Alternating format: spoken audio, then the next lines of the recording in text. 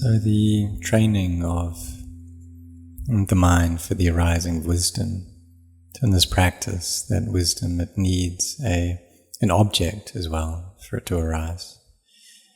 And so that object is anicca, dukkha, anatta. It's change and stress and not self. And so for the arising of peace as well, we need these samatha kammattanas, these meditation objects for that cultivation of peace. So when the mind experiences a sense object, then greed, hatred and delusion arise at that point. So we need mindfulness there, and to put an effort to abandon this feeling of greed or hatred or delusion that appears. So there's that effort there for its abandoning. And for defilements which have yet to arise, we put an effort for their non-arising, not allow them to come up. So we maintain a sense of control over the mind in this way. But when they come up already, then we need to put an effort to abandon them. So how do we do that? Well, we have mindfulness. And we come back to our meditation object, come back to our meditation word. So reciting Buddha, for example, or knowing the breath. Or we can teach the mind that this feeling is something that changes, it's unstable, it's not sure. So whether it's a feeling of love or hate, these things change. But due to the mind's lack of intelligence, when it experiences an emotion or a sense object, then it clings to all of those. So if we need to teach the mind that these are not sure things, these are things that change. Just how Ajahn said, if we feel like we really, really like something, we tell ourselves it's not sure. If we feel like we despise something, we tell ourselves it's not sure. So we do this to bring the mind to peace. We put in our efforts in that direction. So if we teach the mind in this way and it listens to what we say, then we can abandon our attachment to all of these things. And what we're doing when we do that is looking at the mind and following up on it. But if we teach the mind and it doesn't believe what we tell it, what that shows is that the energy to our wisdom is not enough and our samadhi is yet not firm. So we need to come back then to bring the mind to peace, using a meditation object to gather the mind together and to do this in a consistent way. And we can contemplate as well and have samadhi, have mindfulness there with that contemplation, coming back to our meditation object, back to the meditation word, Buddha, Dhamma, Sangha, reciting itipiso, the qualities of the Buddha, or reciting Kesa, Loma, Naka, Danta, Tacho, so hair of the head, hair of the body, nails, teeth and skin, and all of these objects are appropriate to use. Or if the mind is getting into liking, delight, then we can contemplate the body as something unattractive and use that to release that lust and delight in the mind, to extract that from the mind. So when we do that, what we're doing is putting an effort for the abandoning of unskillful states, and at the same time we're giving rise to skillful states. Because when we are with our meditation object, then that is giving rise to the skillfulness, these skillful states. And so then there's this struggle, this fight that's going on in the mind, that there's this attachment there that's arising. And so we need to try then to bring up our samadhi and then to bring up wisdom in the heart until we're able to win that fight. And the mind then can separate from its objects. So the objects are one thing, the mind is something else. Just like oil that's floating on top of water, that it separates out from that water, and that those two substances are not mixed together, but they separate out into different parts. So when anger arises in the mind, the Kruba Ajahns, the awakened teachers, they're able to use that feeling, that emotion in their teachings. They can give rise to benefit to that emotion in that way. So like they teach their disciples, saying, what you're doing is not correct, just like a mother or a father teaching their child. But when they're doing that, their mind is able to separate out from that mood. The external behavior is one thing, but the internal state is something else. So externally, it can appear just like everyone else who feels angry, that his face turned red all over. But the mind could separate out from that mood. And in just the space of one split second, that emotion was just able to disappear and he could change his mood. So that mood would arise and cease together, that arising and ceasing would happen together.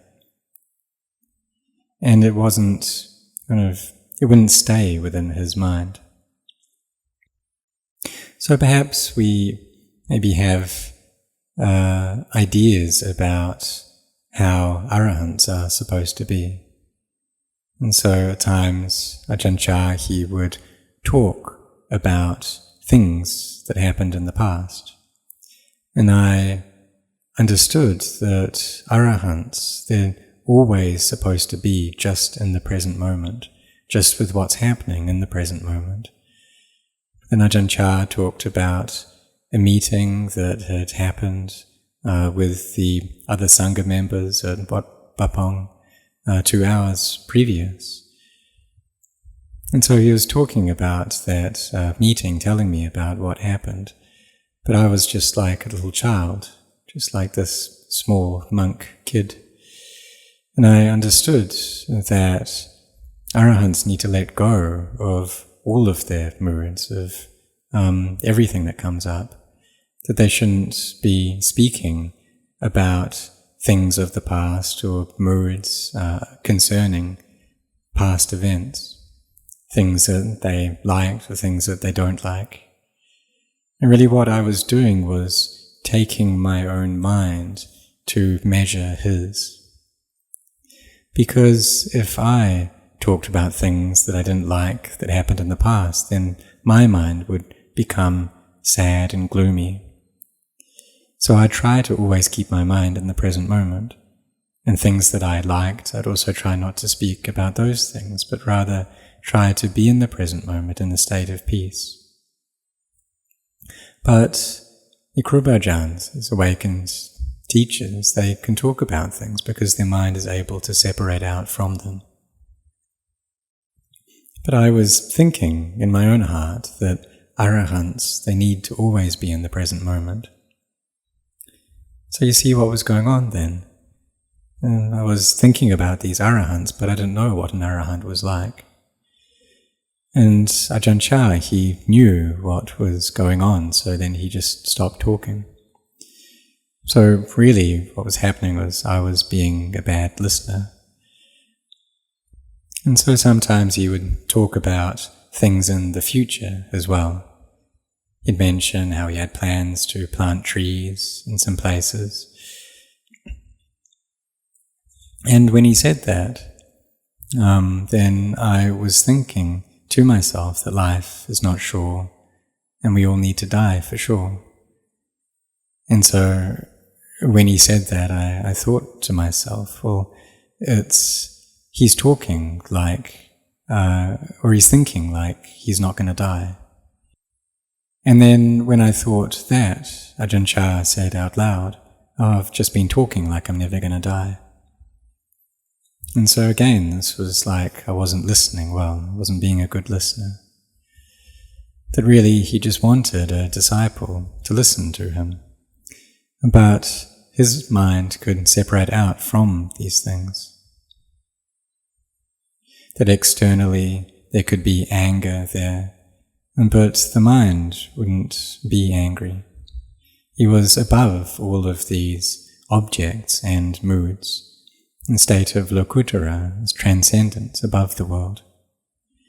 So we could say it's like oil floating on water, or like a drop of water that just rolls off a lotus leaf and doesn't seep in.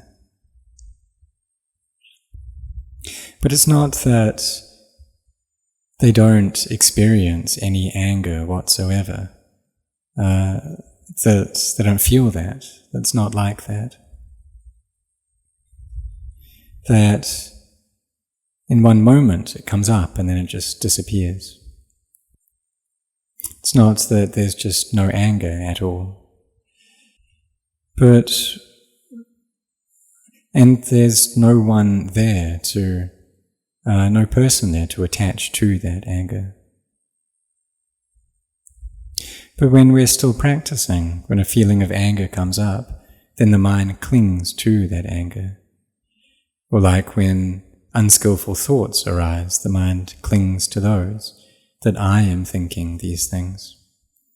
That if our mindfulness is up to speed with them, then we'll know that they're not me. We'll see that this is just an object of the mind. It's a Dhamma aramana, that it's not me, it's not mine. That we can teach our minds. This is something that's unstable, it's not sure. But if we get into aversion towards these thoughts, then the thoughts will just multiply. So we can't try to control the mind in that way.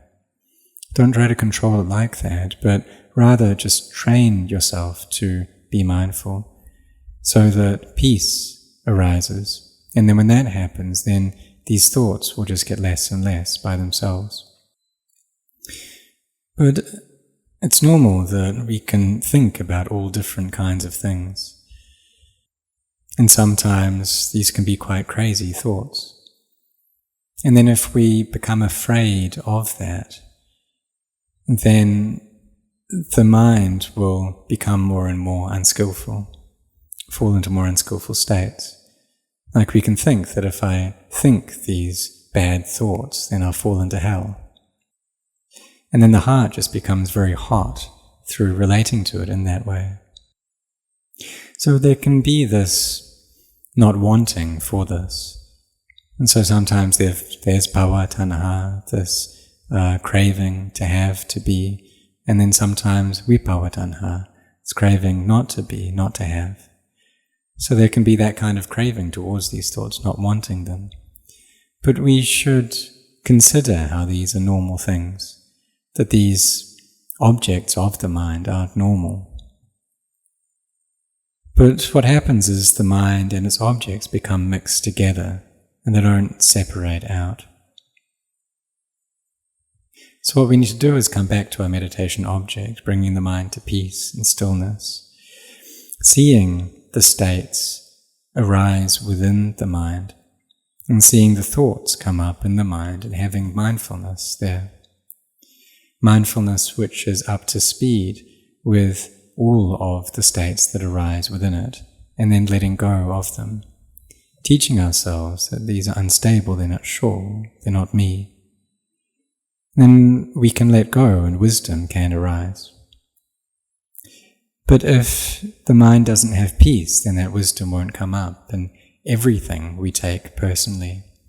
It's all just a matter of me and mine, me and you. And then it's me that's thinking. It's me that's creating all of these things, me that's proliferating my memories. Everything is me. So when we practice, what we're going for is to try to make the mind peaceful so that it can separate out from its objects. And then if we can do that, then the suffering that we experience reduces, gets less and less. But in the beginning, it can be a huge amount of that, and the mind can just go off thinking about so many different kinds of things, and these thoughts can be so many. You can proliferate and create stories about all different kinds of issues. And we really don't like it when this happens. But the awakened teachers, they've taught us how to deal with this. And they say it's like we're eating some meat, and that meat has some bones in it. Or eating fish, and then there's bones in the fish. So what we do is we just take the bones out and we toss them away.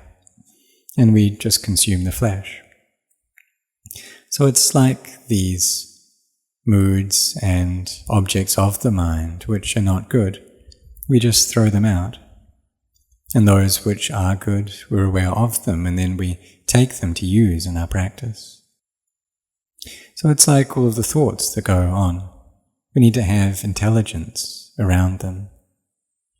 Just like trees in the forest. There are many different kinds. There are some trees that are straight. There are some trees that are crooked and bent. And there are vines as well. Many different kinds of different plants.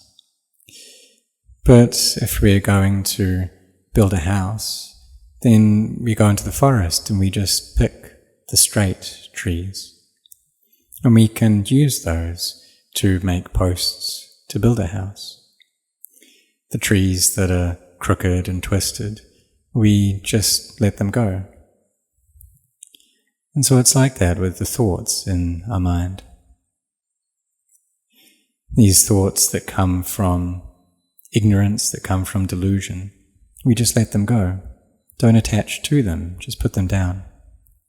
And see that these moods and objects, they're just moods and objects. That the creations of the mind are just creations of the mind. They're not a being, not an individual, not me, not you. And in this way we can reach freedom from suffering. But in the beginning, we need to endure a lot and really persist, put in our efforts first. We have the understanding that if we gain peace already, then we can separate these things out. We can gain an understanding that they're not me. But really, all of these things, they're already not self. They're always that way, but the problem is that we attach to them. So when we can see that, when we can see into not self, then the mind becomes empty. It's able to separate out from its objects. So may you gain peace of mind, may you have a lot of mindfulness and make your samadhi well established so that wisdom can arise. And may you set your heart on this.